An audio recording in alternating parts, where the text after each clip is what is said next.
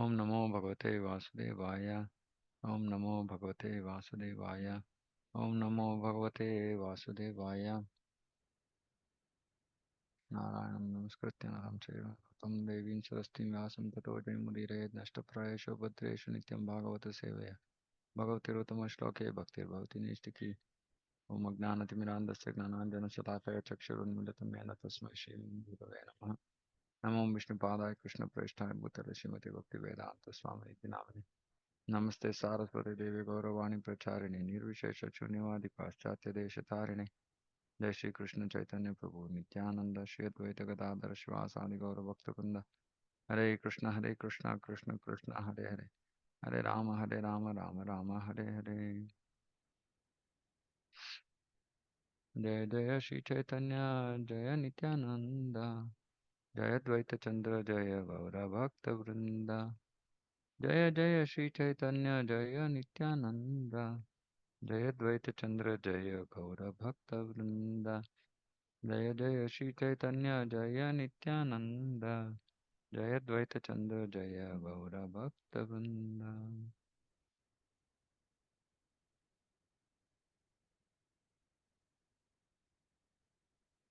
हरे कृष्ण चैतन्य चरितामृत आदि ಲೀಲಾ ಅಧ್ಯಾಯ 4 ಶ್ಲೋಕ 68.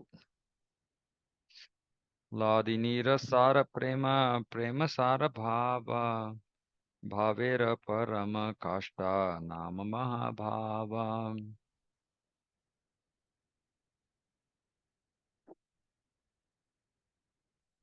ಲಾದಿನೀರ ಸಾರ ಪ್ರೇಮ. ಲಾದಿನಿ ಶಕ್ತಿ ಭಗವಂತನ ಅಂತರಂಗ ಶಕ್ತಿಯಲ್ಲಿ 3 ವಿಭಾಗಗಳು: ಸಂಧಿನಿ, ಸಂಬಿತ್, ಲಾದಿನಿ. ಲಾದಿನಿ ಶಕ್ತಿ ಕೃಷ್ಣನಿಗೆ ಆನಂದವನ್ನ ನೀಡುವಂತ ಶಕ್ತಿ, ಅವನ ಅಂತರಂಗ ಶಕ್ತಿ. ಲಾದಿನಿಯ ಸಾರ ಪ್ರೇಮ ಅಂದ್ರೆ ಲಾದಿನಿ ಶಕ್ತಿ ಭಗವಂತನಿಗೆ ಆನಂದವನ್ನ ನೀಡುತ್ತೆ. ಲಾದಿನಿ ಶಕ್ತಿ ಬೇರೆ ಬೇರೆ ರೀತಿಯಲ್ಲಿ ಆನಂದವನ್ನು ನೀಡಬಹುದು. ಆದರೆ ಮೂಲತಃ ಪ್ರೇಮದ ಮೂಲಕ, ಪ್ರೇಮ ಅನ್ನೋದು ಲಾದಿನಿಯ ಸಾರವಾಗಿ ಕೃಷ್ಣನಿಗೆ ಆನಂದವನ್ನು ನೀಡುತ್ತೆ. ಅಂದ್ರೆ ಆನಂದವನ್ನು ನೀಡೋದಂದ್ರೆ ಪ್ರೇಮ, ಕೃಷ್ಣ ಪ್ರೇಮವೇ. ಆ ಸಾರದ ಪ್ರೇಮದ ಸಾರ, ಪ್ರೇಮ ಕೃಷ್ಣ ಪ್ರೇಮದ ಸಾರ. ಅದರ ಸಾರ ಏನು? ಅದು ಭಾವ, ಭಾವ, ಭಾವನೆಗಳು, ಪ್ರೀತಿ, ಭಾವದ ಪರಮ ಕಾಷ್ಟ. ಈ ಭಾವದ ಪರಮ ಕಾಷ್ಟ ಅಂದ್ರೆ ಎಲ್ಲಕ್ಕಿಂತ ಅತ್ಯುನ್ನತವಾದ ಹಂತ ಅಂದ್ರೆ ಮಹಾಭಾವ. ಲಾದಿನಿಯ ಸಾರ ಪ್ರೇಮ, ಪ್ರೇಮದ ಸಾರ ಭಾವ, ಭಾವದ ಪರಾಕಾಷ್ಟ ಮಹಾಭಾವ ಅನ್ನೋ ಒಂದು ಭಾವನೆ.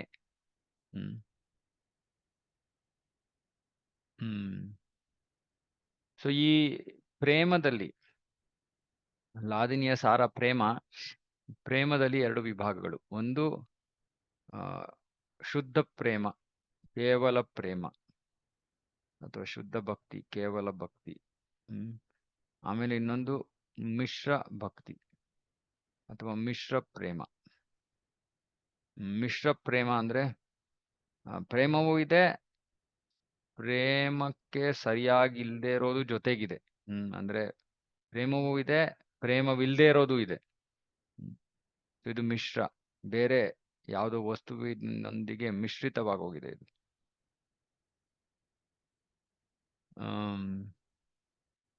ಯಾವಾಗ ಲಾದಿನಿ ಶಕ್ತಿ ಕೃಷ್ಣನಿಂದ ಹೊರಹೊಮ್ಮಿ ಜೀವಿಯ ಮೇಲೆ ಅದು ಅನುಗ್ರಹಿತವಾಗುತ್ತೋ, ಆಗ ಜೀವಿ ಶುದ್ಧ ಪ್ರೇಮವನ್ನ ಪಡ್ಕೋತಾನೆ, ಶುದ್ಧ ಪ್ರೇಮಿ ಆಗ್ತಾನೆ. ಅಂದ್ರೆ ಕೃಷ್ಣನ ಕೃಪೆ ಇರಬೇಕು ಶುದ್ಧ ಪ್ರೇಮ ಅಥವಾ ಶುದ್ಧ ಭಕ್ತಿಯನ್ನ ಪಡ್ಕೊಳ್ಳೋಕೆ.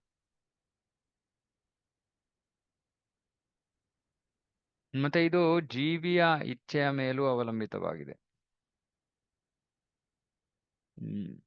ಜೀವಿ ಅನ್ಯಾಭಿಲಾಷಿತ ಶೂನ್ಯಂ, ಬೇರೆ ಯಾವ ಇಚ್ಛೆಯೂ ಇಲ್ಲದೆ ಸುಮ್ಮನೆ ಕೃಷ್ಣನನ್ನ ಪ್ರಸನ್ನ ಪಡಿಸೋದೊಂದೇ ಭಕ್ತನ ಆಸೆ, ಉದ್ದೇಶವಾಗಿದ್ದಾಗ ಶುದ್ಧ ಪ್ರೇಮ, ಕೃಷ್ಣನ ಕೃಪೆಯಿಂದ ಶುದ್ಧ ಪ್ರೇಮ ಅವನಿಗೆ ಲಭ್ಯವಾಗುತ್ತೆ. ಆದ್ರೆ ಯಾವಾಗ ಆ ಪ್ರೇಮದೊಂದಿಗೆ ಭೌತಿಕ ಬಹಿರಂಗ ಶಕ್ತಿಯಿಂದ ಅವನು ಕಲುಷಿತವಾಗಿದ್ದು ಜ್ಞಾನ ಕರ್ಮಗಳ ಆಸೆಯನ್ನು ಇಟ್ಕೊಂಡಿದ್ರೆ ಆಗ ಅವನು ಮಿಶ್ರ ಪ್ರೇಮವನ್ನ ಪಡ್ಕೋತಾನೆ ಅಥವಾ ಮಿಶ್ರ ಭಕ್ತಿಯನ್ನ ಪಡ್ಕೋತಾನೆ.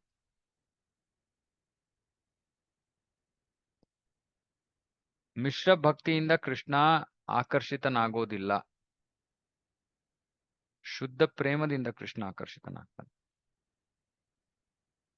ಮತ್ತೆ ಮಿಶ್ರ ಪ್ರೇಮದಲ್ಲಿರೋ ಜೀವಿ ಭೌತಿಕ ಶಕ್ತಿಯಿಂದ ಆಕರ್ಷಿತನಾಗ್ತಾನೆ.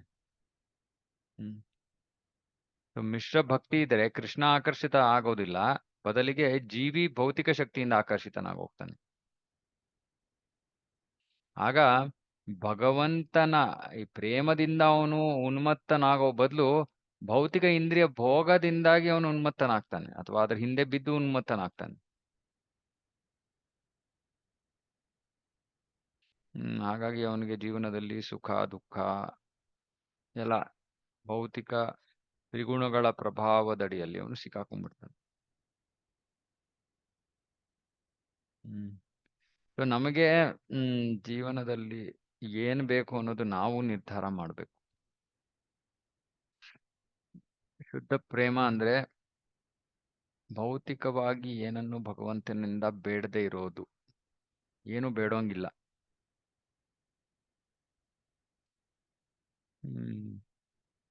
ಭಕ್ತಿ ರಸಾಮೃತ ಸಿಂಧುವಿನಲ್ಲಿ ಹೇಳ್ತಾರೆ, ಏನೂ ಬೇಡೋದಿಲ್ಲ ಅಂದ್ರೆ ಅಸ್ತಿತ್ವ ಅಂದ್ರೆ ಜೀವಂತವಾಗಿ ಇರೋದಕ್ಕೆ ಬೇಡ್ಕೋಬಹುದಂತ ಅಷ್ಟೇ, ಬೇರೆ ಯಾವ್ದಕ್ಕೂ ಬೇಡ್ಕೋಬಾರ್ದು.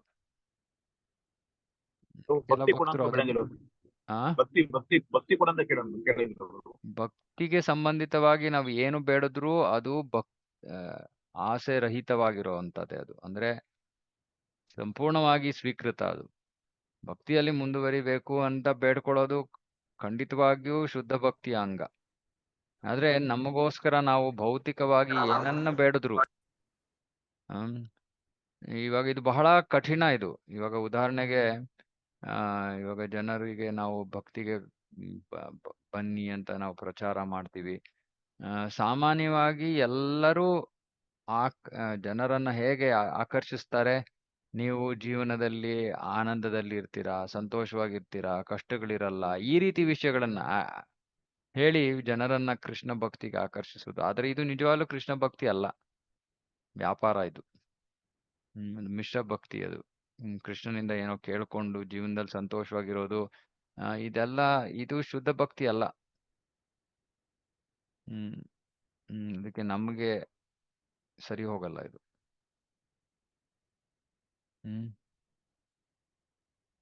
ಭಕ್ತಿ ಅಂದ್ರೆ ಕೃಷ್ಣನ ಸಂತೃಪ್ತಿ ಅಷ್ಟೇ.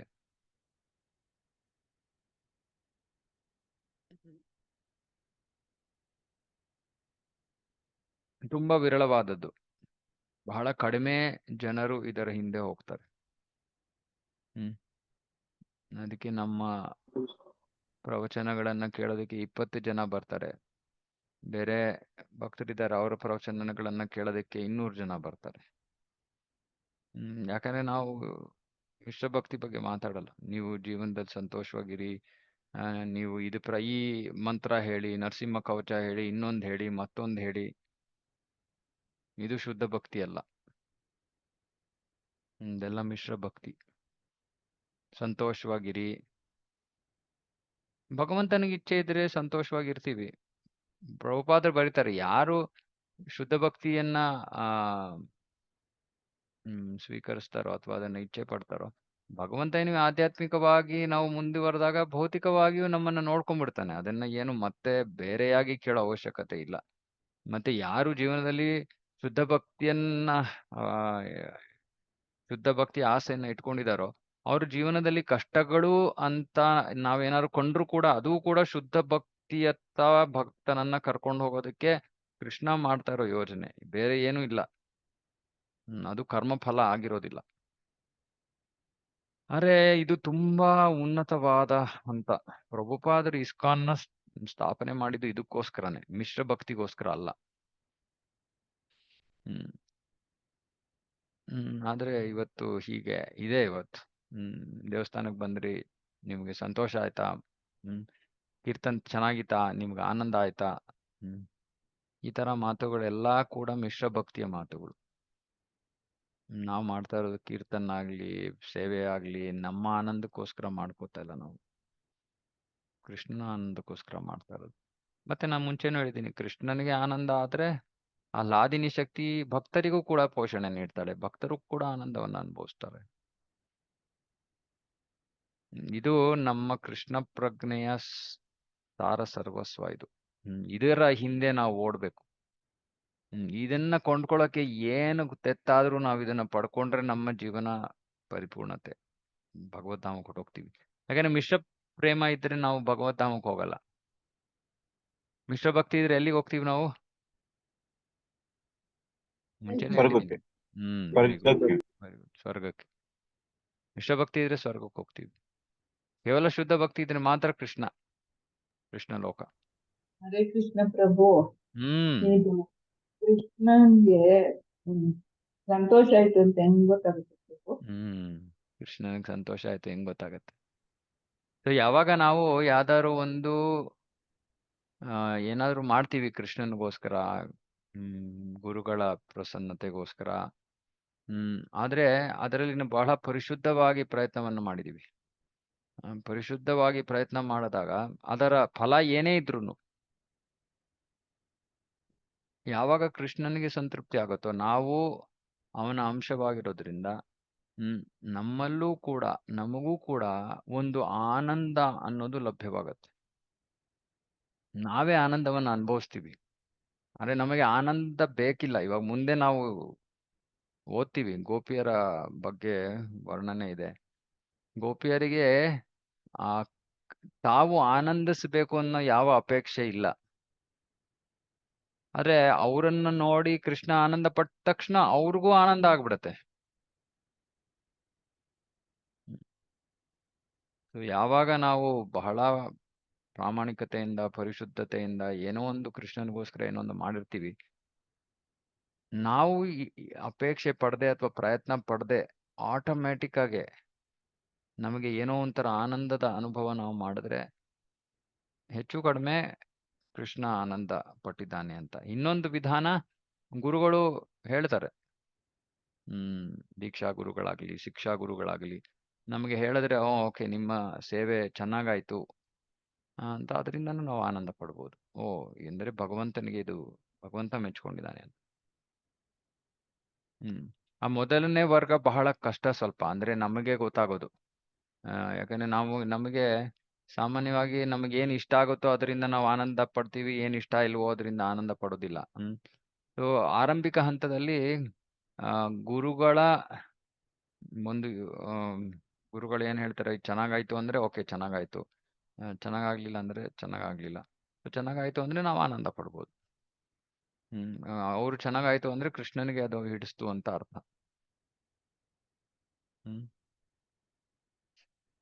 ಯಾಕಂದ್ರೆ ಒಂದ್ಸತಿ ಭಕ್ತರು ನಾವೇ ನಮ್ಮಟ್ಟಿಗೆ ನಾವು ನಿರ್ಧಾರ ಮಾಡ್ಕೊಳಕ್ ಹೋದ್ರೆ, ನಾವು ಮಾಡಬಾರ್ದು ಮಾಡ್ತೀವಿ, ನನಗ್ ಸಂತೋಷ ಆಯ್ತು ಅಂದ್ರೆ ಕೃಷ್ಣನಿಗೆ ಸಂತೋಷ ಆಯ್ತು ಅಂತ ಯೋಚನೆ ಮಾಡ್ಬೋದು. ಹಾಗಾಗಿ ಅದು ಮುಖ್ಯವಾದ ಪ್ರಶ್ನೆ. ನಮ್ಮ ಅಪಕ್ವ ಸ್ಥಿತಿಯಲ್ಲಿ ನಾವು ಹಾಗೆ ತೀರ್ಮಾನ ಮಾಡಬಾರ್ದು. ಆ ಅಪಕ್ವ ಸ್ಥಿತಿಯಲ್ಲಿ ದೀಕ್ಷಾ ಶಿಕ್ಷಾ ಗುರುಗಳ ಒಂದು ಅವರ ಅನಿಸಿಕೆಯನ್ನ, ಅವರ ಹೇಳಿಕೆಯನ್ನ ನಾವು ಸ್ವೀಕಾರ ಮಾಡ್ಬೇಕು. ಅದು ಕೃಷ್ಣನಿಗೆ ಹಿಡಿಸಿದೆ ಅಂದ್ರೆ, ಅವ್ರು ಹೇಳಿದರೆ ಕೃಷ್ಣನ್ಗೆ ಹಿಡಿಸಿದೆ ಅಂತ, ಅದರಿಂದ ನಾವು ಓಕೆ ನನ್ನ ಸೇವೆ ಭಗವಂತ ಸ್ವೀಕರಿಸಿದಾನೆ ಅಂತ ಆನಂದ ಪಡ್ಬೋದು. ಆದ್ರೆ ಆನಂದದಿಂದ ಗರ್ವ ಬರಬಾರ್ದು, ಆನಂದದಿಂದ ನಮ್ರತೆ ಬರಬೇಕು. ನನ್ನಂತಹ ಪತಿತ ಜೀವಿಯಿಂದ ಭಗವಂತ ಸೇವೆನ ಸ್ವೀಕರಿಸಿದಾನಲ್ಲ ಅಂತ ನಮಗೆ ನಮ್ರತೆಯಿಂದ ನಮಗೆ ಪರಿಶುದ್ಧರಾಗಬೇಕು. ಅದು ನಿಜವಾದ ಭಕ್ತಿಯ ಭಾವನೆ. ಬಾಲಕೃಷ್ಣ ಪ್ರಭು ಏನೋ ಕೇಳ್ತಾ ಇದ್ದೀರಾ? ಹರೇ ಕೃಷ್ಣ ಪ್ರಭುಜಿ, ಈ ಮೂರು ಶಕ್ತಿಗಳನ್ನು ಸಂಧಿನ, ಸಂಹಿತ್ ಮತ್ತು ಲಾದನ ಶಕ್ತಿ ಆಧ್ಯಾತ್ಮಿಕ ಲೋಕದಲ್ಲಿ ಮಾತ್ರ ಇರುವುದಾ ಅಥವಾ ಇಲ್ಲಿ ಭೂಲೋಕದಲ್ಲಿ ಉಂಟು? ಸಂಧಿನಿ ಎಲ್ಲಾ ಕಡೆ. ಸಂಧಿನಿ ಅಂದ್ರೆ ಅಸ್ತಿತ್ವದ ಶಕ್ತಿಯಿಂದಾನೇ ಭೌತಿಕ ಜಗತ್ತು ಅಸ್ತಿತ್ವಕ್ಕೆ ಬರುತ್ತೆ.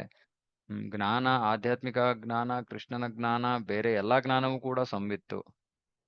ಲಾದಿನಿ ಆಧ್ಯಾತ್ಮಿಕ ಜಗತ್ತಿನಲ್ಲೂ ಇದೆ, ಇಲ್ಲಿ ವಿಕೃತ ರೂಪದಲ್ಲಿ ಇಂದ್ರಿಯ ಭೋಗವಾಗಿದೆ.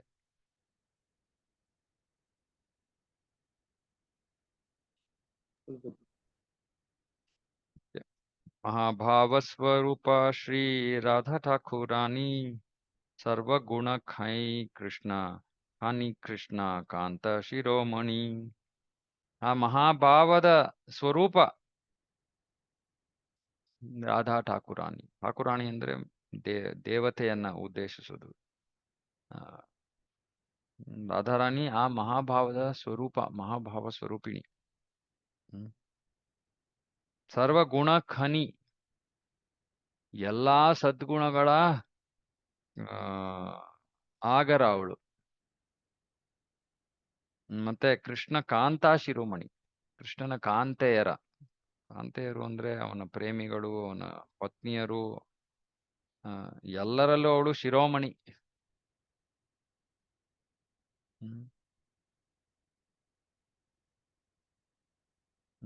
ನೋಡಿ ರಾಧಾರಾಣಿಯ ಸ್ಥಾನ ಏನು ಅಂತ ನಮಗೆ ಗೊತ್ತಾಗ್ಬೇಕು. ಅಷ್ಟು ಹಾಗಾಗಿ ಅವಳ ಮತ್ತು ಕೃಷ್ಣನ ನಡುವಿನ ಲೀಲೆಗಳನ್ನ ನಾವು ಬಹಳ ಜಾಗರೂಕತೆಯಿಂದ ಶ್ರವಣ ಮಾಡ್ಬೇಕು. ಯಾಕಂದ್ರೆ ಅವಳು ಸರ್ವ ಗುಣಗಳ ಆಗರ, ಸದ್ಗುಣಗಳ ಆಗರ. ನಾವೇನಾದ್ರೂ ಕೃಷ್ಣ ರಾಧೆಯರ ಏನಾದ್ರು ಲೀಲೆಯನ್ನ ಕೇಳಿ ನಮ್ಮ ಮನಸ್ಸಿನಲ್ಲಿ ರಾಧಾರಾಣಿಯ ಬಗ್ಗೆ ಏನಾದ್ರೂ ತಪ್ಪು ಅಭಿಪ್ರಾಯ ಏನಾದ್ರು ಹುಟ್ಟಿದ್ರೆ ನಮ್ಮ ಭಕ್ತಿ ಮುಗೀತು. ಅದಕ್ಕೆ ರಾಧಾಕೃಷ್ಣರ ಲೀಲೆಯನ್ನ ಸುಮ್ಮನೆ ಶ್ರವಣ ಮಾಡಬಾರ್ದು, ಮಾಡದೇ ಇರೋದೇ ಒಳ್ಳೇದು. ಫಸ್ಟು ಈ ತತ್ವಗಳನ್ನೆಲ್ಲ ಚೆನ್ನಾಗಿ ಅರ್ಥ ಮಾಡ್ಕೊಂಡು, ರಾಧಾಕೃಷ್ಣರ ಸ್ಥಾನವನ್ನ ಚೆನ್ನಾಗಿ ಅರ್ಥ ಮಾಡ್ಕೊಂಡು, ಆಮೇಲೆ ರಾಧಾಕೃಷ್ಣರ ಲೀಲೆಯ ಶ್ರವಣ ಮಾಡ್ಬೇಕು.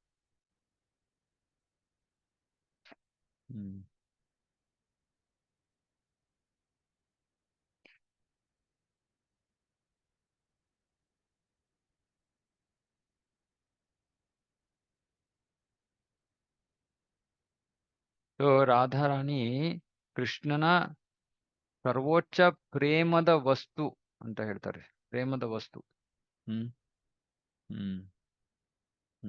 ಹಾಗಾಗಿ ಕೃಷ್ಣ ಯಾರನ್ನ ಹೆಚ್ಚು ಪ್ರೀತಿಸ್ತಾನೆ? ರಾಧಾರಾಣಿಯನ್ನು. ಬಹಿರಂಗವಾಗಿ ಅವನು ಬೇರೆ ಬೇರೆ ರೀತಿಯಲ್ಲಿ ನಡ್ಕೋಬಹುದು. ಅವಳಿಗೆ ಅಸೂಯೆ ಬರೋ ಹಂಗೆ ನಡ್ಕೋಬಹುದು, ಇನ್ಯಾವುದೋ ಗೋಪಿ ಹತ್ರ ಮಾತಾಡ್ಬೋದು, ಇತ್ಯಾದಿ ಇತ್ಯಾದಿ. ಆದ್ರೆ ಅದೆಲ್ಲವೂ ಕೂಡ ಸುಮ್ಮನೆ ಆ ಪ್ರೇಮವನ್ನ ವರ್ಧಿಸೋಕೆ ಅಷ್ಟೇ. ಅಥವಾ ಅವಳು ಆ ಸನ್ನಿವೇಶದಲ್ಲಿ ಹೇಗೆ ತನ್ನ ಪ್ರೇಮವನ್ನು ಪ್ರದರ್ಶಿಸ್ತಾಳೆ ಅನ್ನೋದನ್ನ ನೋಡಿ ಆನಂದವನ್ನ ಪಡ್ತಾನೆ ಕೃಷ್ಣ ಅಷ್ಟೇ ಹೊರತು ಅವನಿಗೆ ಇನ್ಯಾರಿಂದನೂ ಅವನು ಆಕರ್ಷಿತನಾಗೋದೇ ಇಲ್ಲ. ಅವನ ಪರಮ ಪ್ರೇಮದ ವಸ್ತು ರಾಧಾರಾಣಿ. ಅದಕ್ಕೆ ರಾಧಾರಾಣಿ ಜೀವಿಗಳನ್ನ ಭಗವಂತನಿಗೆ ಶಿಫಾರಸ್ ಮಾಡಿದಾಗ ಅವರು ನಿಮಗೆ ತುಂಬಾ ಚೆನ್ನಾಗಿ ಸೇವೆ ಮಾಡ್ತಾ ಇದ್ದಾರೆ, ದಯವಿಟ್ಟು ಅವರನ್ನ ಸ್ವೀಕರಿಸಿ ಅಂದರೆ ತಕ್ಷಣ ಕೃಷ್ಣ ಅದನ್ನ ಒಪ್ಕೊಂಡ್ಬಿಡ್ತಾನೆ. ರಾಧಾರಾಣಿ ಹೇಳಾದ್ಮೇಲೆ ಆಗೋಯ್ತು, ಬೇರೆ ಮಾತೇ ಇಲ್ಲ. ಅದಕ್ಕೆ ವ್ರಜಭೂಮಿಯಲ್ಲಿ ಎಲ್ಲರೂ ರಾಧಾರಾಣಿಯನ್ನ ಮೆಚ್ಚಿಸೋದ್ರ ಬಗ್ಗೆ ಅವರು ಬಹಳ ಪ್ರಯತ್ನವನ್ನ ಮಾಡ್ತಾರೆ. ನಾವು ಇಬ್ಬರನ್ನು ಮೆಚ್ಚಕ್ಕೆ ಪ್ರಯತ್ನ ಮಾಡ್ತಾ ಇದೀವಿ.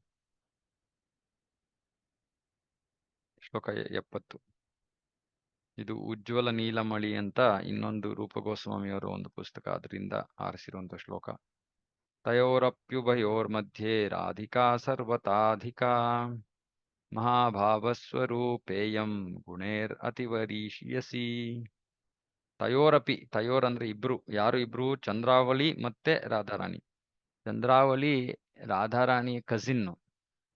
ಆದ್ರೆ ಅವಳು ಒಂದು ರೀತಿಯಲ್ಲಿ ರಾಧಾರಾಣಿಗೆ ಪ್ರತಿಸ್ಪರ್ಧಿಯಾಗಿ ಅವಳ ಪಾತ್ರ. ನಿಜವಾಗ್ಲೂ ಅವಳು ಪ್ರತಿಸ್ಪರ್ಧಿ ಅಲ್ಲ.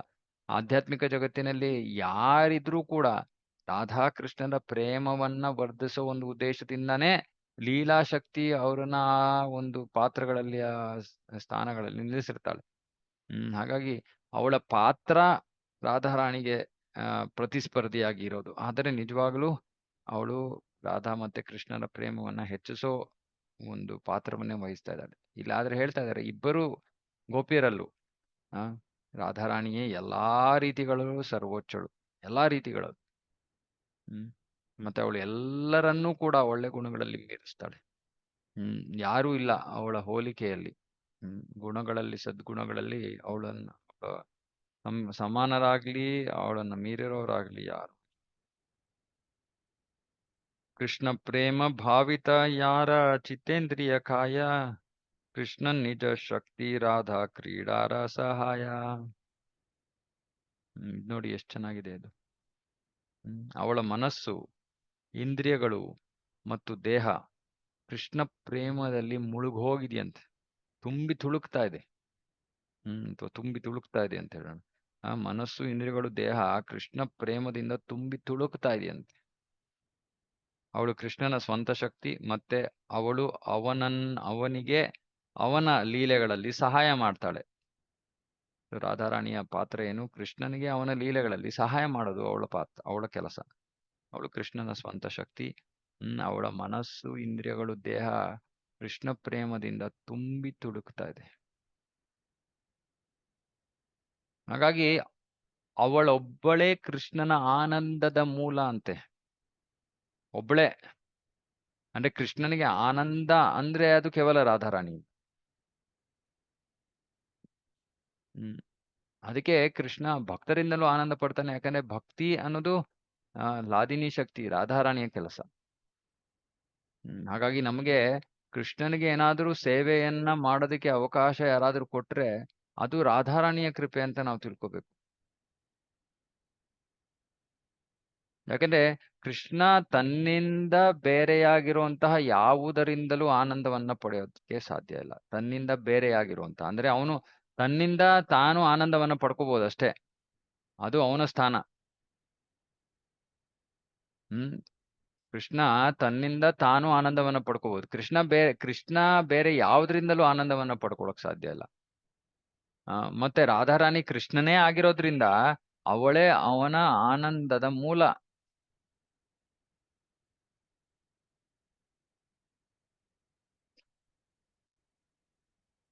ಹಾಗಾಗಿ ರಾಧಾರಾಣಿ ಸರ್ವಾಕರ್ಷಕನಾದ ಕೃಷ್ಣನ ಆಕರ್ಷಣೆ. ಗೋಪಾದರು ಬರೀತಾ ಇದ್ವಿ, ಸರ್ವಾಕರ್ಷಕನಾದ ಕೃಷ್ಣ ಅಂದ್ರೆ ಸರ್ವಾಕರ್ಷಕ. ಆ ಸರ್ವಾಕರ್ಷಕನಾದ ಕೃಷ್ಣನ ಆಕರ್ಷಣೆ ರಾಧಾರಾಣಿ. ಎಷ್ಟು ಅದ್ಭುತವಾದದ್ದು.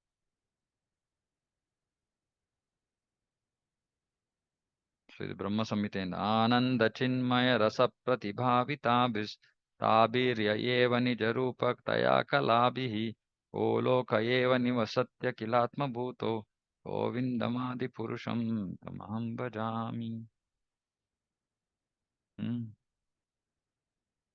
ನಾನು ಆ ಗೋವಿಂದನಿಗೆ ಪ್ರಣಾಮಗಳನ್ನು ಸಲ್ಲಿಸ್ತಾ ಇದ್ದೀನಿ, ಆರಾಧಿಸ್ತಾ ಇದ್ದೀನಿ. ಅವನು ತನ್ನ ನಿಜಧಾಮ್ನಿ ಗೋಲೋಕದಲ್ಲಿ ಅವನು ನೆಲೆಸಿದ್ದಾನೆ. ಯಾರ ಜೊತೆ? ರಾಧಾರಾಣಿ ಜೊತೆ. ರಾಧಾರಾಣಿ ಯಾರವಳು?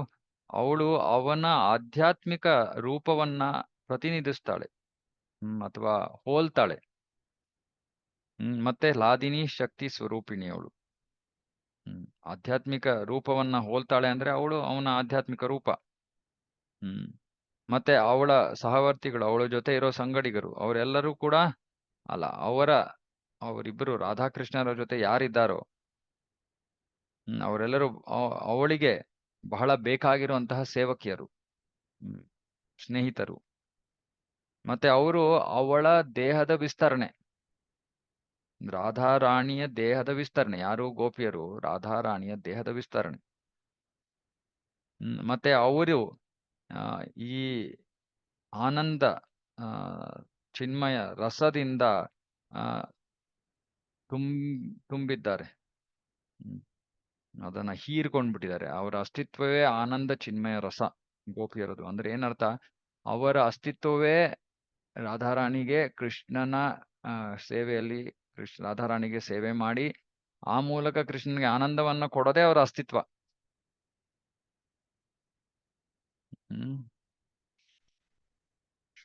ಯಾರು? ಗೋಪಿಯರು. ಗೋಪಿಯರು ರಾಧಾರಾಣಿಯ ದೇಹದ ವಿಸ್ತರಣೆಗಳು. ಮತ್ತೆ ಅವರ ಉದ್ದೇಶವೇ ಕೃಷ್ಣನಿಗೆ ಆನಂದವನ್ನು ನೀಡೋದು, ಬೇರೆ ಏನೂ ಇಲ್ಲ. ಕೃಷ್ಣೇರೇಕರಾಯ ಯೈಚೆ ರಸ ಆಸ್ವಾದನ ಕ್ರೀಡಾರ ಸಹಾಯ ಯೈಚೆ ಶುನ ವಿಚಾರ ವಿವರಣ. ಈಗ ಕೃಷ್ಣನ ಕಾಂತೆಯರು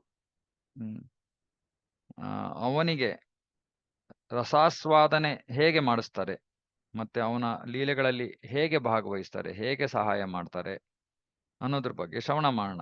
ಈಗ ಕೃಷ್ಣದಾಸ್ ಕವಿರಾಜ್ ಗೋಸ್ವಾಮಿ ಅವರು ಕೃಷ್ಣನ ಎಲ್ಲ ಕಾಂತ ಶಿರೋಮಣಿ, ಬೇರೆ ಕಾಂತೆಯರು ಎಲ್ಲರ ಬಗ್ಗೆ, ಎಲ್ಲರ ವರ್ಣನೆ ಅಂದ್ರೆ ರಾಧಾರಾಣಿ ಗೋಪಿಯರ ಸ್ಥಾನ ಏನು, ಅವರು ಕೃಷ್ಣನಿಗೆ ಹೇಗೆ ಸೇವೆ ಮಾಡುತ್ತಾರೆ ಅನ್ನೋದ್ರ ವರ್ಣನೆ. ಇವಾಗ ಇದನ್ನ ನಾವು ಬಹಳ ಚೆನ್ನಾಗಿ ಶ್ರವಣ ಮಾಡಬೇಕು. ಯಾಕಂದ್ರೆ ನಿಜವಾಗ್ಲೂ ನಾವು ಗೌಡಿಯ ಪರಂಪರೆಯಲ್ಲಿದ್ದೀವಿ ಅಂದ್ರೆ ಈ ಬ್ರಹ್ಮ ಮಧ್ವ ಗೌಡಿಯ ಸಂಪ್ರದಾಯ ಅಂದ್ರೆ ನಮ್ಮ ಗುರಿ ಶೃಂಗಾರ ರಸ. ಈ ಶೃಂಗಾರ ರಸದಲ್ಲಿ ಇದು ಬಹಳ ಆಳವಾದ ತತ್ವ. ಶೃಂಗಾರ ರಸದಲ್ಲಿ 2 ತರಹದ ಪರಿಪೂರ್ಣತೆಗಾಗಿ ನಾವು ಇಚ್ಛೆ ಪಡ್ಬೋದು. ಒಂದು ಗೋಪಿಯರ ಸ್ಥಾನ ಅಥವಾ ಕೃಷ್ಣನನ್ನ ನೇರವಾಗಿ ಸಂಪರ್ಕಿಸಿ ಆನಂದವನ್ನ ಅಥವಾ ಭಕ್ತಿಯನ್ನ ಮಾಡೋ ಒಂದು ಸ್ಥಾನ. ಕೃಷ್ಣನನ್ನ ನೇರವಾಗಿ ಸಂಪರ್ಕಿಸಿ ಅವನಿಗೆ ಭಕ್ತಿಯನ್ನ ಮಾಡೋ ಅದೊಂದು ಸ್ಥಾನ ಅಥವಾ ಅದೊಂದು ತರಹ ಸೇವೆಯ ಅವಕಾಶವಿದೆ. ಎರಡನೇದು, ಕೃಷ್ಣನೊಂದಿಗೆ ನೇರವಾದ ಸಂಪರ್ಕ ಇಚ್ಛೆ ಪಡದೇ ಇರುವಂತಹ, ಸಂಪರ್ಕವಿಲ್ಲದೆ ಕೃಷ್ಣನಿಗೆ ಪರೋಕ್ಷವಾಗಿ ಸೇವೆಯನ್ನ ಸಲ್ಲಿಸುವಂತಹ ಮಂಜರಿಯರ ಸ್ಥಾನ. ಒಂದು ಕೃಷ್ಣನ ಪ್ರೇಮ ವನ್ನ ಅನುಭವಿಸುವಂತಹ ಗೋಪಿಯರ ಸ್ಥಾನ. ಇನ್ನೊಂದು ಕೃಷ್ಣನ ನೇರವಾದ ಸಂಪರ್ಕವಿಲ್ಲದೆ ಕೃಷ್ಣನಿಗೆ ಆನಂದವನ್ನ ಅಥವಾ ಸೇವೆಯನ್ನ ನೀಡೋ ಒಂದು ಮಂಜರಿಯರ ಸ್ಥಾನ. ಗೊತ್ತಾಗ್ತಾ ಇಲ್ಲದೆ ಇದ್ರೆ ಮತ್ತೆ ಕೇಳಿ. ಇದು ಬಹಳ ಆಳವಾದ ವಿಷಯ. ಇದು ನಿಮಗೆ ಸಾಮಾನ್ಯವಾಗಿ ಯಾರ ಪ್ರವಚನಗಳು ಇದರ ಬಗ್ಗೆ ಎಲ್ಲ ಯಾರು ಮಾತಾಡೋದಿಲ್ಲ. ನಾ ಈ ಅಧ್ಯಾಯದಲ್ಲಿ ಇದ್ದೀನಿ ಅಂತ ನಿಮಗೆ ಈ ಒಂದು ವಿಷಯವನ್ನ ಬಹಿರಂಗ ಮಾಡ್ತಾ ಇದ್ದೀನಿ.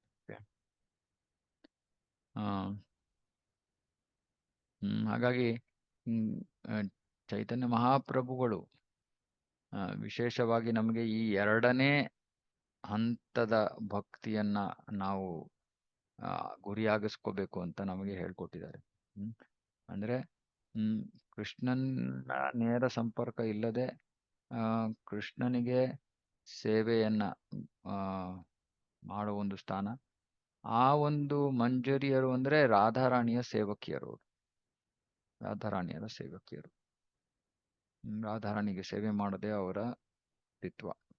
ಆ ಮೂಲಕ ರಾಧಾಕೃಷ್ಣರ ಲೀಲೆಯಲ್ಲಿ ಅವರು ಸೇವೆಯನ್ನ ಮಾಡ್ತಾರೆ. ಆದ್ರೆ ಅವ್ರು ಯಾರಿಗೂ ಕೂಡ ನೇರವಾಗಿ ಕೃಷ್ಣನ ಸಂಪರ್ಕ, ಕೃಷ್ಣನ ಜೊತೆ ಲೀಲೆ ಇದ್ಯಾವುದರ ಇಚ್ಛೆ ಇರೋದಿಲ್ಲ.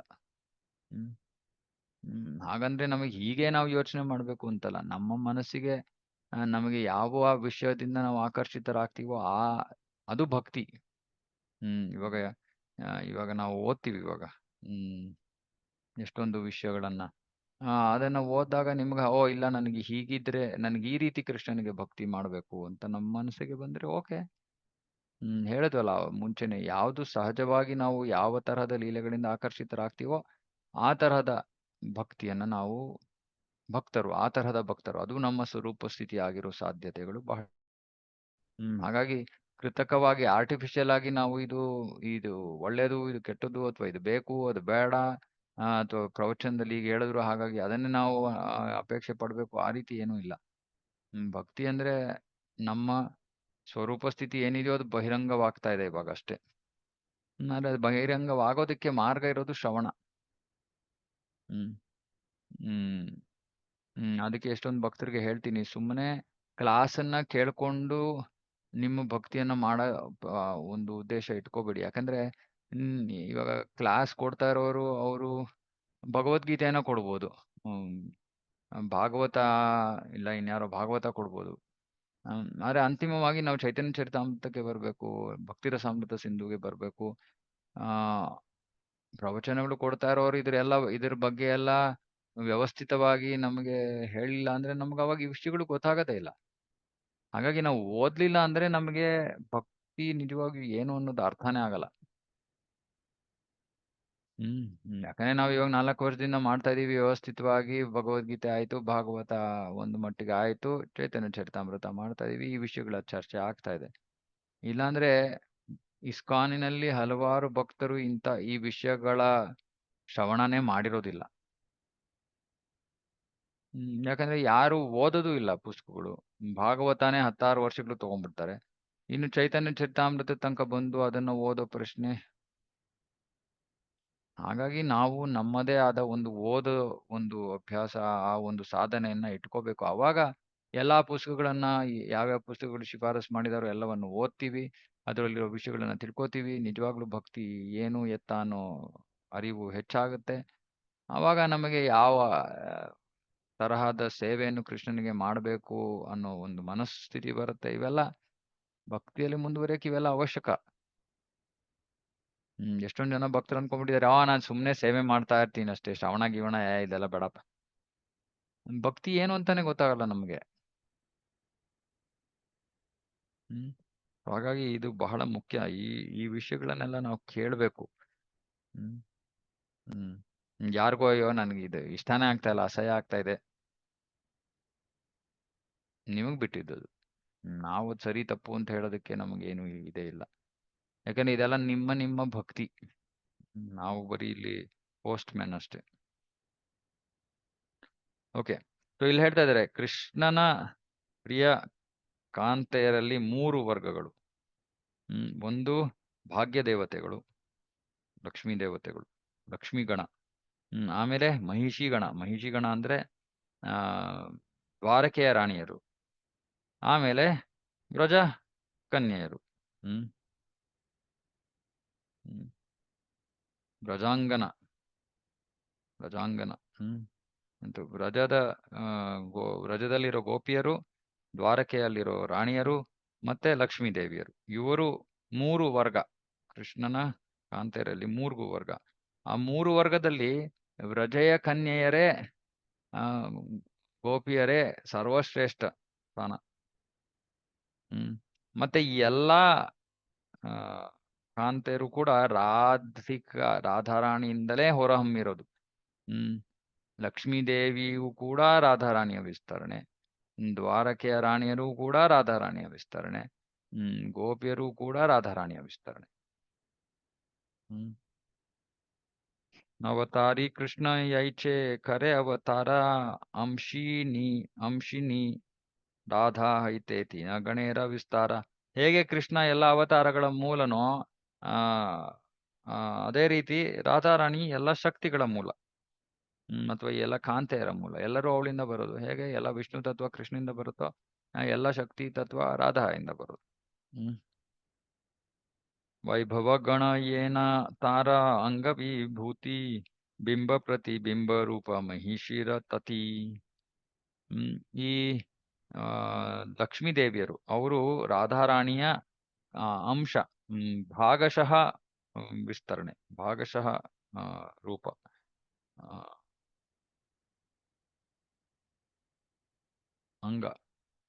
ಅಂಶ ಅವರು ರಾಧಾರಾಣಿಯ ಅಂಶ. ಆಮೇಲೆ ಈ ಮಹಿಷಿಯರು ಅಂದ್ರೆ ರಾಣಿಯರು, ಅವರು ಅವಳ ರೂಪದ ಪ್ರತಿಬಿಂಬ ರೂಪಗಳು, ರಾಧೆಯ ಪ್ರತಿಬಿಂಬ ರೂಪಗಳು ರಾಣಿಯರು. ಲಕ್ಷ್ಮೀ ದೇವಿಯರು ಅವಳ ಅಂಶ, ರಾಣಿಯರು ಅವಳು ಪ್ರತಿಬಿಂಬ ರೂಪಗಳು. ಲಕ್ಷ್ಮೀ ಗಣತಾರ ವೈಭವ ವಿಲಾಸಾಂಶ ರೂಪ, ಮಹಿಷಿ ಗಣ ವೈಭವ ಪ್ರಕಾಶ ಸ್ವರೂಪ. ಈ ಲಕ್ಷ್ಮಿಯರು ವೈಭವ ವಿಲಾಸ ರೂಪಗಳು, ಮತ್ತೆ ರಾಣಿಯರು ವೈಭವ ಪ್ರಕಾಶ ರೂಪಗಳು. ಆಕಾರ ಸ್ವಭಾವ ಭೇದೆ ವ್ರಜದೇವಿ ಗಣ ಕಾಯವ್ಯೂಹ ರೂಪ ತಾರ ರಸೇರ ಕಾರಣ. ವ್ರಜದೇವಿಯರು ವಿವಿಧ ದೈಹಿಕ ವೈಶಿಷ್ಟ್ಯಗಳನ್ನ, ಗುಣಲಕ್ಷಣಗಳನ್ನ ಹೊಂದಿರ್ತಾರೆ. ಅವರೆಲ್ಲರೂ ಕೂಡ ರಾಧಾರಾಣಿಯ ವಿಸ್ತರಣೆ ಮತ್ತು ರಸವನ್ನ ವಿಸ್ತರಿಸೋದಕ್ಕೆ ಇರುವಂತಹ ಸಾಧನಗಳು. ಇದು ಮುಖ್ಯವಾದದ್ದು. ಅವರೆಲ್ಲರೂ ರಾಧಾರಾಣಿಯರ ವಿಸ್ತರಣೆಗಳು. ಮತ್ತೆ ಅವರ ಕೆಲಸ ಏನು ಅಂದ್ರೆ ಈ ರಸವನ್ನ ವಿಸ್ತರಿಸೋದು. ಗೋಪಿಯರಿಲ್ದೇ ಇದ್ರೆ ಕೃಷ್ಣ ರಾಧಾರಾಣಿಯೊಂದಿಗೆ ಕೃಷ್ಣನ ಲೀಲೆಗಳು ಅವನಿಗೆ ಸಂಪೂರ್ಣ ಆನಂದವನ್ನ ನೀಡೋದಿಲ್ಲ. ಆ ಸಂಪೂರ್ಣ ಆನಂದವನ್ನ ನೀಡಬೇಕು ಅಂದ್ರೆ ಎಲ್ಲ ಗೋಪಿಯರಿರ್ಬೇಕು. ಅರೆ ಕೇವಲ ಗೋಪಿಯರಿದ್ದು ರಾಧಾರಾಣಿ ಇಲ್ಲದೆ ಇದ್ರು ಕೃಷ್ಣ ಆನಂದವನ್ನ ಪಡೋದಿಲ್ಲ. ಕೃಷ್ಣನಿಗೆ ರಾಧಾರಾಣಿ ಇರ್ಬೇಕು, ರಾಧಾರಾಣಿಯರ ಜೊತೆ ಎಲ್ಲ ಗೋಪಿಯರು ಇರ್ಬೇಕು, ಅವಾಗಲೇ ಅವನಿಗೆ ಪೂರ್ಣ ಆನಂದ. ಯಾಕಂದ್ರೆ ಗೋಪಿಯರು ರಾಧಾರಾಣಿಯ ವಿಸ್ತರಣೆ, ರಾಧಾ ಕೃಷ್ಣನ ವಿಸ್ತರಣೆ ಅಥವಾ ಕೃಷ್ಣನ ರೂಪ. ಹಾಗಾಗಿ ಇವರೆಲ್ಲರೂ ಒಟ್ಟಿಗೆ ಇದ್ರೆ ಇದು ಸಂಪೂರ್ಣವಾಗಿ ಸೇರಿ ಕೃಷ್ಣನ ಸ್ವಯಂ ಶಕ್ತಿ ತನಗೆ ಆನಂದವನ್ನ ನೀಡ್ತಾ ಇರುವಂತದ್ದು.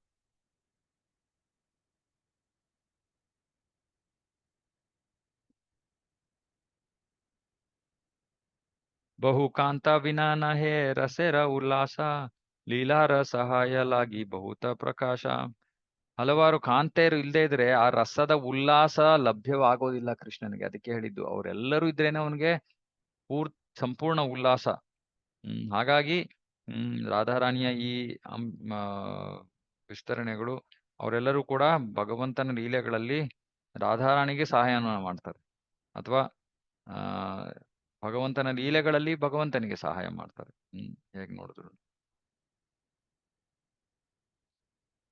ತಾರ ಮಧ್ಯೆ ವ್ರಜೆ ನಾನಾ ಭಾವರಸ ಭೇದೆ ಕೃಷ್ಣಕ್ಕೆ ಕರಾಯ ರಸಾಧಿಕ ಲೀಲಾ ಸ್ವಾದೆ. ಇದರಲ್ಲಿ ಬೇರೆ ಬೇರೆ ವ್ರಜ ಕನ್ಯೆಯರ ಗುಂಪುಗಳಿವೆ.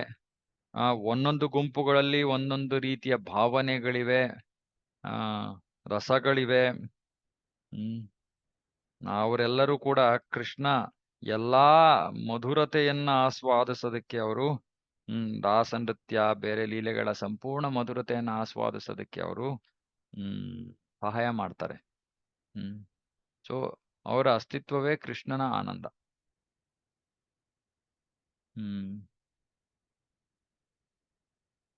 ಓಕೆ.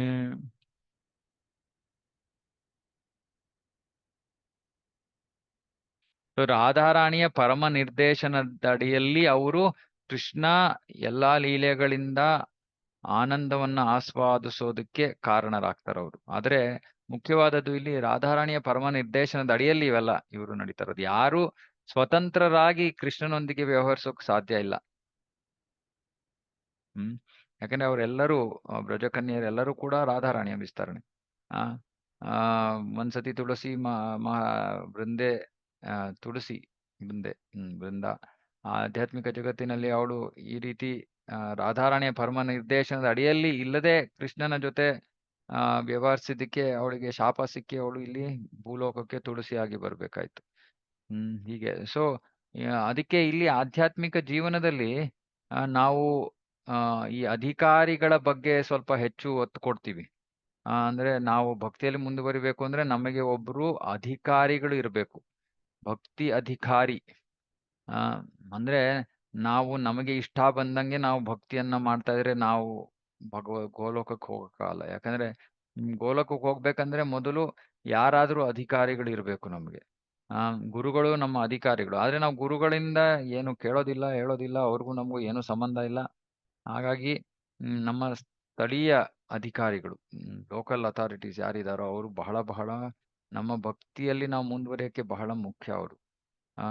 ನಾನ್ ನೋಡ್ತೀನಿ ಎಷ್ಟೊಂದ್ ಜನ ಭಕ್ತರು ತುಂಬಾ ಸ್ವತಂತ್ರವಾಗಿ ಭಕ್ತಿಯನ್ನ ಆಚರಿಸಕ್ಕೆ ಇಚ್ಛೆ ಪಡ್ತಾರೆ. ಅಂದ್ರೆ ಯಾವ ಒಂದು ಮಾರ್ಗದರ್ಶನ ಕೇಳೋದಿಲ್ಲ, ಭಕ್ತಿಯಲ್ಲಿ ಹೇಗ್ ಮುಂದುವರಿಬೇಕು ಅನ್ನೋ ಪ್ರಶ್ನೆಗಳು ಕೇಳಲ್ಲ.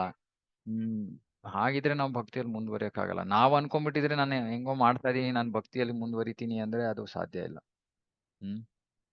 ಅಧಿಕಾರಿಗಳಿಗೆ ನಾವು ವಿಧೇಯರಾಗಬೇಕು. ವಿಧೇಯತೆ ಅನ್ನೋದು ಇಲ್ಲ ಅಂದ್ರೆ ಭಕ್ತಿಯಲ್ಲಿ ಮುಂದುವರಿಯಕ್ಕೆ ಸಾಧ್ಯ ಇಲ್ಲ. ಅದಕ್ಕೆ ಇಲ್ಲಿ ಪರಮ ನಿರ್ದೇಶನ, ರಾಧಾರಾಣಿಯ ಪರಮ ನಿರ್ದೇಶನದ ಪ್ರಕಾರ ಅವಳಿಗೆ ಇಚ್ಛೆ ಇಲ್ಲದೆ ಅಥವಾ ಅವಳಿಗೆ ಇಚ್ಛೆಯ ವಿರುದ್ಧವಾಗಿ ಯಾರು ಏನು ನಡ್ಕೊಳಕ್ ಸಾಧ್ಯ ಇಲ್ಲ ಆಧ್ಯಾತ್ಮಿಕ ಜಗತ್ತಿನಲ್ಲಿ. ಇದನ್ನ ನಾವು ಇವಾಗ್ಲಿಂದಾನೆ ಕಲ್ತ್ಕೊಂಡ್ರೆ ಅಲ್ಲಿ ಹೋಗ್ತೀವಿ. ಇಲ್ಲಾಂದ್ರೆ ಅಲ್ಲಿ ಹೋಗಿ ಕೇಳ್ತೀವಿ, ಓಹ್ ನಾನ್ಯಾಕೆ ಯಾರಿಗಾದ್ರೂ ತಲೆ ಬಾಗ್ಬೇಕು, ನಾನು ನೇರವಾಗಿ ಕೃಷ್ಣನಿಗೆ ಸೇವೆಯನ್ನ ಮಾಡ್ತೀನಿ. ಇಲ್ಲ, ವಾಪಸ್ ಹೋಗಿ ಮೊದಲು ಅಧಿಕಾರಿಗಳಿಗೆ ವಿಧೇಯರಾಗೋದು ಏನು ಅನ್ನೋದನ್ನ ತಿಳ್ಕೊಳ್ಳಿ. ಅಭ್ಯಾಸ ಮಾಡಿ, ಸಾಧನೆ ಮಾಡಿ, ಆಮೇಲೆ ಇಲ್ಲಿಗೆ ಬನ್ನಿ. ಅಂದ್ರೆ ಅಂತಹ ಭಕ್ತರನ್ನ ಆಧ್ಯಾತ್ಮಿಕ ಜಗತ್ತಿಗೆ ಅವರಿಗೆ ಪ್ರವೇಶವೇ ಇಲ್ಲ. ಇದೊಂದು ವಿಷಯವನ್ನ ನಾವು ಬಹಳ ಮತ್ತೆ ಮತ್ತೆ ಇದಕ್ಕೆ ಒತ್ತು ಕೊಡ್ತಾ ಇರ್ತೀವಿ. ಯಾಕಂದ್ರೆ ಬಹಳ ಭಕ್ತರು ಬಹಳ ಸ್ವತಂತ್ರರಾಗಿರೋದಕ್ಕೆ ಇಷ್ಟಪಡ್ತಾರೆ. ಅಂದ್ರೆ ನನಗೆ ಹೇಗ್ ಬೇಕೋ ನಾನು ಭಕ್ತಿಯನ್ನ ಮಾಡ್ತೀನಿ, ದಯವಿಟ್ಟು ನನ್ನನ್ನು ಬಿಟ್ಬಿಡಿ. ಇನ್ನು ಎಷ್ಟೊಂದು ಭಕ್ತರಿಗೆ ಗೊತ್ತೂ ಇಲ್ಲ ನಾವು ಹೋಗಿ ಆಧ್ಯಾತ್ಮಿಕ ಅಭಿವೃದ್ಧಿ ಹೇಗಾಗಬೇಕು, ನಾನು ಹೇಗ್ ಮುಂದುವರಿಬೇಕು ಅಂತ ನಾವು ಯಾರನ್ನಾದ್ರೂ ಕೇಳಬೇಕು ಅಂತ ಗೊತ್ತಿಲ್ಲ. ಆದ್ರೆ ಆ ಒಂದು ನಮ್ಮ ಜೀವನದಲ್ಲಿ ನಾವು ಅದನ್ನ ಅಳವಡಿಸ್ಕೊಳ್ಳಿಲ್ಲ ಅಂದ್ರೆ ನೀವು ಒಬ್ರಿಗೆ ಶರಣಾಗತರಾಗಿ ಅವರ ಮಾರ್ಗದರ್ಶನ ಪಡ್ಕೊಳ್ಳೋದು, ಅವರಲ್ಲಿ ಕೇಳಿ ತಿಳ್ಕೊಂಡು ಮುಂದುವರಿಯೋದಕ್ಕೆ ನಾವು ಪ್ರಯತ್ನ ಮಾಡ್ತಾ ಇಲ್ಲ ಅಂದ್ರೆ ನಾವು ಆ ಗೋಲೋಕಕ್ಕೆ ಹೋಗಕ್ಕಾಗಲ್ಲ. ಸ್ವತಂತ್ರರಾಗಿ ನಾವು ಭಕ್ತಿಯನ್ನ ಮಾಡಕ್ಕಾಗಲ್ಲ. ಇದನ್ನ ಅರ್ಥ ಮಾಡ್ಕೊಂಬಿಡಿ. ಸ್ವತಂತ್ರರಾಗಿ ಅಂದ್ರೆ ಯಾರೋ ನಮಗೆ ಮೇಲ್ ಅಧಿಕಾರಿಗಳು ಯಾರೋ ಇರ್ತಾರೆ, ನಾವು ಏನೋ ಮಾಡ್ಬೇಕು ಅಂತ ಇರ್ತೀವಿ, ಅವ್ರು ಇಲ್ಲ ಅದ್ ಮಾಡ್ಬೇಡಿ ಇದ್ ಮಾಡಿ ಅಂದ್ರೆ ಸುಮ್ನೆ ಮಾಡ್ಬೇಕು. ನಾವು ಅದನ್ನ ಕಲ್ತ್ಕೋಬೇಕು. ಹೌದು, ಅಂದ್ರೆ ಸುಮ್ನೆ ಮಾಡ್ಬೇಕು ಅಂದ್ರೆ ಏನು ಪ್ರಶ್ನೆನೇ ಕೇಳಬಾರ್ದು ಅಥವಾ ಯಾಕೆ ಅಂತ ಕೇಳಬಾರ್ದು ಅಂತಲ್ಲ. ನಮ್ಗದು ಇಷ್ಟ ಆಗ್ಲಿಲ್ಲ ಅಂದ್ರೂ ಓಕೆ, ಅಧಿಕಾರಿಗಳು ಹೇಳ್ತಾ ಇದಾರೆ ಹಾಗಾಗಿ ಮಾಡ್ಬೇಕು. ಆ ಮನೋಭಾವ ಬರೋ ತನಕ ಹೌದು, ಅದ್ರಲ್ಲಿ ಖಂಡಿತವಾಗಿ ಯಾರನ್ನ ನಾವು ಅಧಿಕಾರಿಗಳಂತ ಪರಿಗಣಿಸ್ತೀವೋ ಅವರು ಯೋಗ್ಯರಾಗಿರ್ಬೇಕು.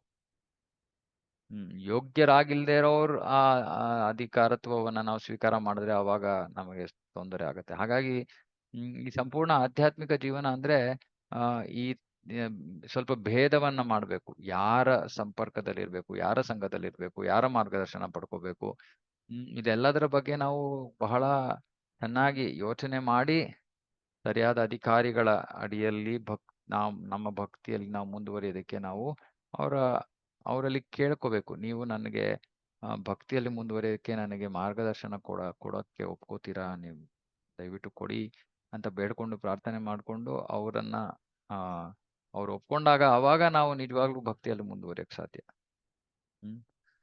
ಇದು ಬಹಳ ಇವತ್ತಿನ ಕಾಲದಲ್ಲಿ, ಯಾಕಂದ್ರೆ ಅವಾಗ ಪ್ರಭುಪಾದರಿದ್ರು, ಎಲ್ಲರೂ ಪ್ರಭುಪಾದರಿಂದ ಹೋಗ್ತಾ ಇದ್ರು. ಇವಾಗ ಪ್ರಭುಪಾದರಿಲ್ಲ, ಗುರುಗಳಿದ್ದಾರೆ, ಗುರುಗಳಿಂದ ಯಾರು ಹೋಗೋರಿಲ್ವಲ್ಲ. ಅವ್ರವ್ರ ಗುರುಗಳು ಎಲ್ಲರೂ ಬ್ಯುಸಿ ಆಗಿದ್ದಾರೆ.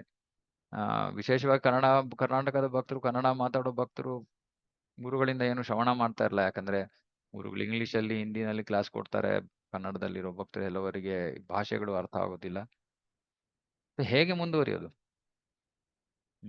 ಯಸ್ಯ ಪ್ರಸಾದಾತ್ ಭಗವತ್ ಪ್ರಸಾದ. ಅವರ ಸಂತೃಪ್ತಿಯೇ ಭಗವಂತನ ಸಂತೃಪ್ತಿ. ಬಟ್ ಅವರು ಸಂತೃಪ್ತಿ ಪಡಿಸೋದು ಹೇಗೆ ಅಂತ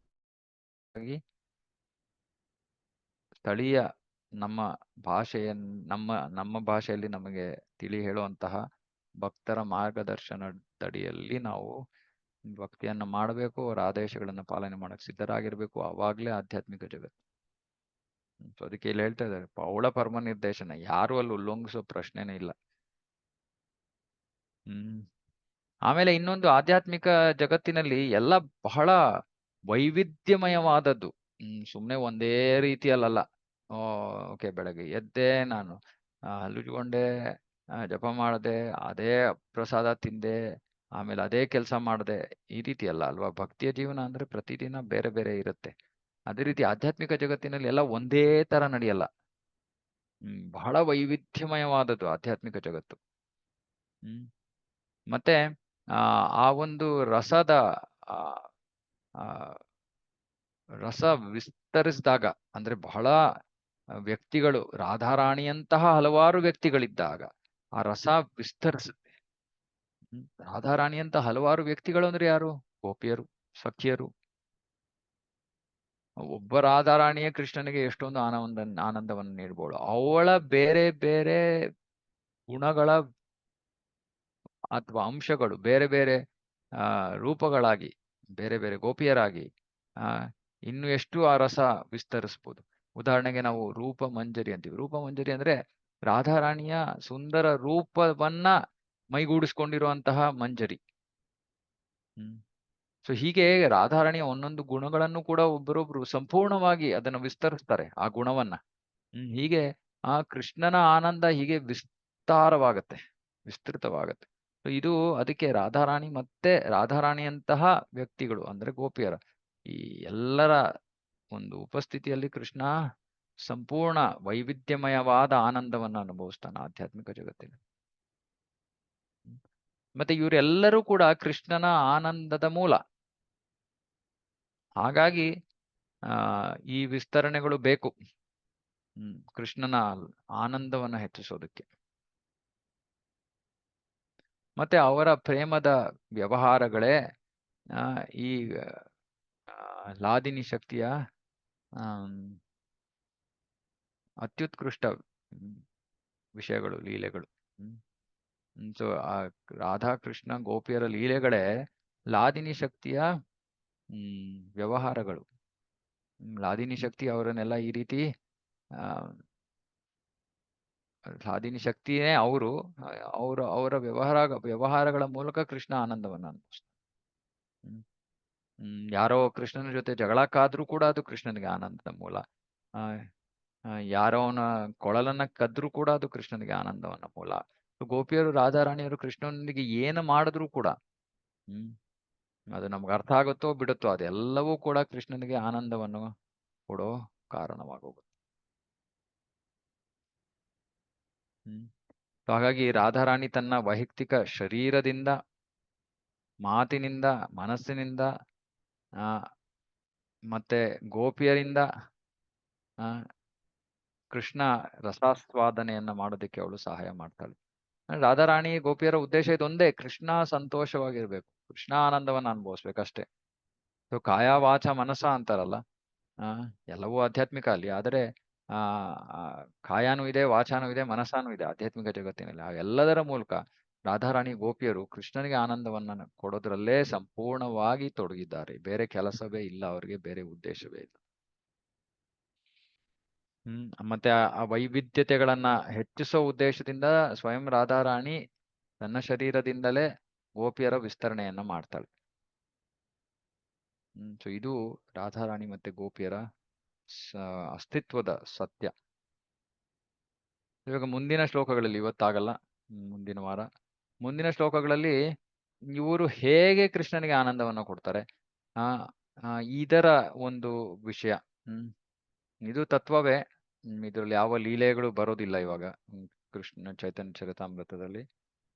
ಇದು ಕೂಡ ತತ್ವ ಬಹಳ ಅದ್ಭುತವಾಗಿದೆ. ಹೇಗೆ ಸೇವೆ ಮಾಡ್ತಾರೆ ರಾಧಾರಾಣಿ ಮತ್ತೆ ಗೋಪಿಯರು ಕೃಷ್ಣನಿಗೆ ಅಂದ್ರೆ ಅದರ ಶ್ರವಣ ಮಾಡೇ ನಮಗೆ ಆನಂದ ಸಿಗುವಂಥದ್ದು. ಅಷ್ಟು ಅದ್ಭುತವಾದ ವಿಷಯ. ಅದನ್ನ ಮುಂದಿನ ವಾರ ಕಂಟಿನ್ಯೂ ಮಾಡೋಣ. ಇವತ್ತಿಗೆ ಇಲ್ಲೇ ನಿಲ್ಸೋಣ. ಓಕೆ, ಹಾಗಾದ್ರೆ ಏನಾದ್ರು ಪ್ರಶ್ನೆಗಳಿದ್ರೆ ಕೇಳಬಹುದು. 68ರಿಂದ 81 ತನಕ. ಪ್ರಭು 1408 ರಾಣಿಯರು ರಾಧಾರಾಣಿ ವಿಸ್ತರಣೆ. ಅದೇ ಅವರು ರಾಣಿಯರು, ಅವಳ ಪ್ರತಿಬಿಂಬ, ಅವಳ ರೂಪದ ಪ್ರತಿಬಿಂಬ ಎಲ್ಲ ರಾಣಿಯರು.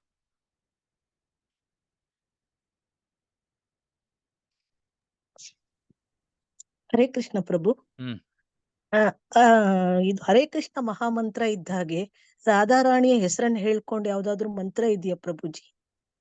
ಬೇಕಾದಷ್ಟು ಮಂತ್ರಗಳಿದೆ, ಬೇಕಾದಷ್ಟು ರೂಪ ಗೋಸ್ವಾಮಿಯವರು ಬೇಕಾದಷ್ಟು ಶ್ಲೋಕಗಳನ್ನ ಬರ್ದಿದ್ದಾರೆ. ಸ್ತವಮಾಲಾ ಅಂತ ಇದೆ.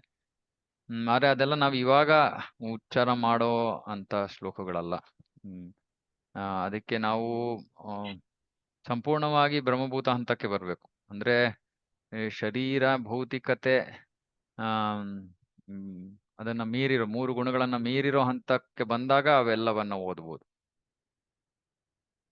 ಇವಾಗ ಸದ್ಯಕ್ಕೆ ಹರೇ ಕೃಷ್ಣ ಮಂತ್ರನೇ ನಮಗೆ ಮುಖ್ಯವಾದ. ಆದ್ರೂ ನಿಜವಾಗ್ಲೂ ಬೇರೆ ಯಾವ ಶ್ಲೋಕಗಳಿದ್ರು ಎಲ್ಲದರ ಸಾರ ಸರ್ವಸ್ವ ಹರೇ ಕೃಷ್ಣ ಮಹಾಮಂತ್ರದಲ್ಲಿ. ಆ ಶ್ಲೋಕಗಳು ಯಾರಿಗೋಸ್ಕರ? ಪರಿಶುದ್ಧರಾಗಿರುವಂತಹ ರಸಿಕ ಭಕ್ತರಿಗೆ. ಅದು ಬಹಳ ಮುಂದುವರೆದಿರುವಂತಹ ಹಂತ. ಅದಕ್ಕೆ ಇವತ್ತು ಕೂಡ ನಾವು ನೋಡ್ತೀವಿ ಇಸ್ಕಾನ್ ಅಲ್ಲಿ ರಾಧಾಷ್ಟಮಿ ಬಂದ್ರೆ ಈ ಎಲ್ಲ ಹಾಡುಗಳನ್ನ ಹಾಡ್ತಾರೆ. ಅದರ ಅರ್ಥ ಕೂಡ ನಮಗೆ ಅರ್ಥ ಮಾಡ್ಕೊಂಡ್ರೆ ನಮಗೆ ಒಂದೊಂದ್ಸತಿ ನಮಗೆ ಮುಜುಗರ ಆಗತ್ತೆ, ಅಸಹ್ಯ ಆಗತ್ತೆ. ಆ ರೀತಿ ಅಂತ ವಿಷಯಗಳು ಅಂದ್ರೆ ನಮ್ಗೆ ಅರ್ಥ ಆಗಲ್ಲ. ರಾಧಾರಾಣಿಯ ವಿಷಯಗಳ ಆಳಕ್ಕೆ ಇಳಿದಾಗ ನಮಗೆ ಅಸಹ್ಯ ಆಗತ್ತೆ. ನಾನು ಹೇಳ್ತಾ ಇದ್ದೀನಿ, ಕೇಳ್ಕೊಳ್ಳಿ. ಅಂದ್ರೆ ನಮಗೆ, ಯಾಕಂದ್ರೆ ನಾವು ಬಹಳ ಇನ್ನು ಕಲುಷಿತರಾಗಿದ್ದೀವಿ, ಭೌತಿಕವಾಗಿ ಕಲುಷಿತರಾಗಿದ್ದೀವಿ, ಇನ್ನು ಭೌತಿಕ ಪುರುಷ ಸ್ತ್ರೀಯರ ಪ್ರಜ್ಞೆಯಲ್ಲಿದ್ದೀವಿ. ನಮಗೆ ರಾಧಾಕೃಷ್ಣರ ನಿಜವಾದ ವ್ಯವಹಾರಗಳನ್ನ ನಾವು ಜೀರ್ಣಿಸ್ಕೊಳಕ್ಕೆ ಆಗಲ್ಲ. ಹಾಗಾಗಿ ಅದೆಲ್ಲವನ್ನ ಓದ್ಲೂಬಾರ್ದು, ಬೇರೆಯವ್ರು ಯಾರು ಓದಿ ಅಥವಾ ಹಾಡಿ ಅಂತ ಕೊಟ್ರು ಮಾಡಬಾರ್ದು. ನಾವು ಸುಮ್ಮನೆ ಹರೇ ಕೃಷ್ಣ ಮಹಾಮಂತ್ರವನ್ನ, ಇದು ಪದವನ್ನು ಉಪಯೋಗಿಸ್ತಾ ಇದೀನಿ, ಗಂಭೀರವಾಗಿ ಮಾಡೋಣ. ಗಂಭೀರವಾಗಿ ಇದನ್ನು ಮಾಡುವಂತಾರಲ್ಲ ಹಾಗೆ. ಯಾಕಂದ್ರೆ ನಮಗೆ ಬೇರೆ ಯಾವುದನ್ನು ಮುಟ್ಟೋ ಅಧಿಕಾರ ಇವಾಗಿಲ್ಲ, ಪರಿಶುದ್ಧತೆ ಇಲ್ಲ. ಆ ಹಂತಕ್ಕೆ ಬಂದಾಗ ಅದು ಅದಾಗೆ ಬಹಿರಂಗವಾಗತ್ತೆ. ಭಗವಂತ ನಮ್ಗ ಅದರ ತನಕ ಕರ್ಕೊಂಡು ಹೋಗ್ತಾನೆ. ಅದೆಲ್ಲ ಆಗತ್ತೆ. ಆಧ್ಯಾತ್ಮಿಕ ಜೀವನ ಒಂದು ಹಂತವಾದ್ಮೇಲೆ ಕೃಷ್ಣ ಕೈ ಹಿಡಿದು ನಡೆಸ್ತಾನೆ ಭಕ್ತನನ್ನು. ದದಾಮಿ ಬುದ್ಧಿಯೋಗಂ ತಮೇನ ಮಾ ಉಪಯಾಂತಿತೆ. ಹಾಗಾಗಿ ಅಲ್ಲಿ ತನಕ ಸ್ವಲ್ಪ ತಾಳ್ಮೆಯಿಂದ ಇರಬೇಕು. ಹರೇ ಕೃಷ್ಣ ಮಹಾಮಂತ್ರ ನಮಗೆ ಸರ್ವಸ್ವ. ಇವಾಗ ಬೇರೆ ಯಾವ ಮಂತ್ರದ ಅವಶ್ಯಕತೆನೂ ಇಲ್ಲ, ಆದ್ರೆ ಬೇಕಾದಷ್ಟಿದೆ. ರಾಧಾಕೃಷ್ಣರ ಲೀಲೆಯನ್ನ ವರ್ಣಿಸ್ತಾ ಇರೋ, ರಾಧಾರಾಣಿಯ ಅದ್ಭುತವಾದ ಗುಣಗಳನ್ನ ವರ್ಣಿಸ್ತಾ ಇರೋ ಬೇಕಾದಷ್ಟಿದೆ.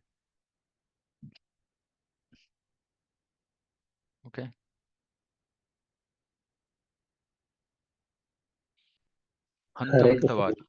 ಹಂತವಾಗಿ ಅಲ್ಲಿಗೆ ಬರ್ಬೇಕು. ಅರ್ಜೆಂಟ್ ಮಾಡ್ಕೊಳ್ಳೋದು ಬೇಡ. ಹೇಳಿ ಪ್ರಭು. ಪ್ರಭುಜಿ, ಭೌತಿಕ ಜಗತ್ತಿನಲ್ಲಿ ಸಚ್ಚಿತ್ತಾನಂದ ಅಂತ ಕೇಳಿದ್ವಿ, ಆಧ್ಯಾತ್ಮಿಕ ಜಗತ್ತಿನಲ್ಲಿ ಮಾತ್ರ ಇದು ಸಂಧಿನಿ ಸಂಯುಕ್ತ. ಇದು ಸತ್ತೇ ಸನಾತನವಾದದ್ದು. ಅದರ ಶಕ್ತಿ, ಅದರ ಹಿಂದೆ ಇರೋ ಶಕ್ತಿ ಸಂಧಿನಿ. ಚಿತ್ ಅಂದ್ರೆ ಜ್ಞಾನ, ಅದರ ಹಿಂದೆ ಇರೋ ಶಕ್ತಿ ಸಂಬಿತ್. ಆನಂದ ಅದರ ಹಿಂದೆ ಇರೋ ಶಕ್ತಿ ಲಾದಿನಿ. ಒಂದು ಶಕ್ತಿಯಿಂದ ಬರ್ತಾ ಇರೋಂತ ವಿಷಯ. ಸಚ್ಚಿತ್ತಾನಂದ ಶಕ್ತಿಯಿಂದ ಬರ್ತಾ ಇರೋ ವಿಷಯ. ಆ ವಿಷಯಕ್ಕೆ ಮೂಲ ಕಾರಣಗಳಾಗಿರೋ ಶಕ್ತಿ ಸಂಧಿನಿ ಸಂಬಿತ್ ಲಾದಿನಿ. ಭೌತಿಕ ಜಗತ್ತಿನಲ್ಲಿ ನಮಗೆ ಭಕ್ತಿ ಸೇವೆಯಲ್ಲಿ ಸಿಗುವ ಆನಂದದಿಂದ ಅದು ಲಾದಿನಿ. ಲಾದಿನಿಯಿಂದ. ಭೌತಿಕ ಜಗತ್ತಿನಲ್ಲಿ ಯಾವುದು ಕೃಷ್ಣ ಭಕ್ತಿ ಇದಕ್ಕೆ ನೇರವಾಗಿ ಸಂಬಂಧಿತವಾಗಿದೆಯೋ ಅದು ವಿಕೃತವಾಗಿಲ್ದೇ ಇರೋ ಭಗವಂತನ ಅಂತರಂಗ ಶಕ್ತಿಯೇ. ಇವಾಗ ಉದಾಹರಣೆಗೆ ನಾವು ಕೃಷ್ಣನ ಬಗ್ಗೆ ತಿಳ್ಕೊತಾ ಇದೀವಿ, ಅದು ಸಂವಿತ್ತೆ. ಅದು ಯಾವತ್ತಾದ್ರೂ ಕೃಷ್ಣನ ರೂಪ ನಮ್ಮ ಕಂಡ್ರೆ ಅದು ಸಂಧಿನಿ. ಭೌತಿಕ ಜಗತ್ತಿನಲ್ಲೂ ನಾವು ಕೃಷ್ಣನಿಗೆ ಸಂಬಂಧಿತವಾಗಿ ಏನ್ ಆಸ್ವಾದನೆ ಮಾಡ್ತೀವೋ ಅದು ಎಲ್ಲವೂ, ಅಥವಾ ಏನು ಅನುಭವ ಮಾಡ್ತೀವೋ ಅದು ಸಂಧಿನಿ ಸಂಬಿತ್ ಲಾದಿನಿ. ಅದೇ ಶಕ್ತಿಗಳ ವಿಕೃತ ರೂಪ ಬಹಿರಂಗ ಶಕ್ತಿಯ ಮೂಲಕ ಪ್ರದರ್ಶಿತವಾಗ್ತಾ ಇದೆ ಅಷ್ಟೇ.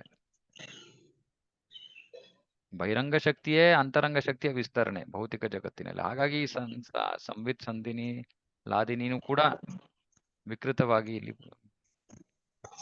ಪ್ರಕಟವಾಗಿವೆ. ಸರಿ ಪ್ರಭುಜಿ, ಹಾಗಾದ್ರೆ ಇದು ಸಚ್ಚಿತ್ತಾನಂದ ಯಾವುದಕ್ಕೆ ಸಂಬಂಧಪಟ್ಟ ಹಾಗೆ ಇರೋದು? ಆಧ್ಯಾತ್ಮಿಕನೇ. ಅದು ಅದೇ ಹೇಳಿದ್ವು, ಸಂಧಿನಿಯಿಂದ ಸತ್ ಬಂತು, ಸಂಬಿತ್ತಿಂದ ಚಿತ್ ಬಂತು, ಲಾದಿನಿಯಿಂದ ಆನಂದ ಬಂತು. ಅದು ಕೃಷ್ಣನ ರೂಪ ಸಚ್ಚಿತ್ ಆನಂದ. ಅಂದ್ರೆ ಈ ಸಂಬಿತ್ ಸಂಧಿನಿ ಲಾದಿನಿಂದ ಆಗಿರೋ ಸಚ್ಚಿತ್ ಆನಂದ ರೂಪ.